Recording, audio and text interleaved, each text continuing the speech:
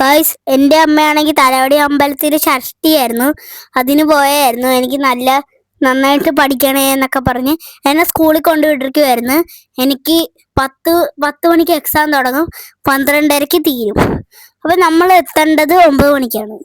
ഇവിടെ ആണെങ്കിൽ ആ ചേട്ടൻ പൂജയൊക്കെ ചെയ്യുകയാണ്, തീർത്ഥം മഞ്ചമ്മ. ഗായ്സ്, തങ്കത്തേരുണ്ടായിരുന്നു അമ്പലത്തിൽ. തങ്കത്തേര് വലിക്കാൻ 5 പേരുണ്ടായിരുന്നു. ഗായ്സ്, കാവടിയും ഉണ്ടായിരുന്നു അവിടെ.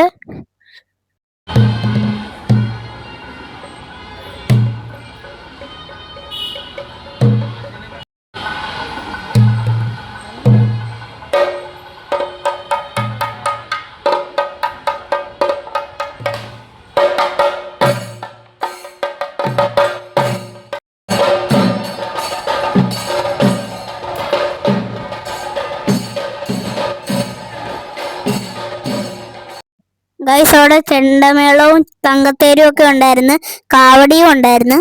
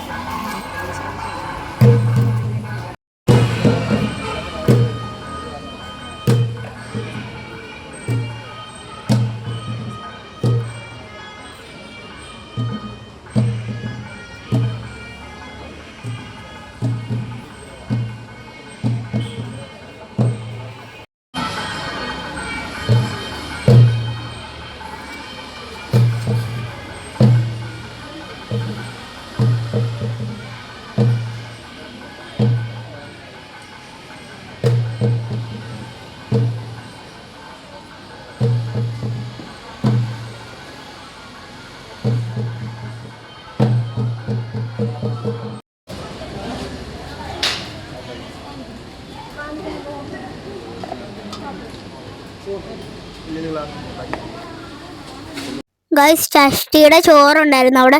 മുളക് പുളി മോരും ഉണ്ടായിരുന്നു.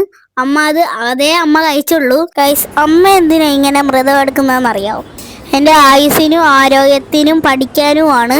എനിക്ക് പരീക്ഷയായിരുന്നു ഇന്ന്.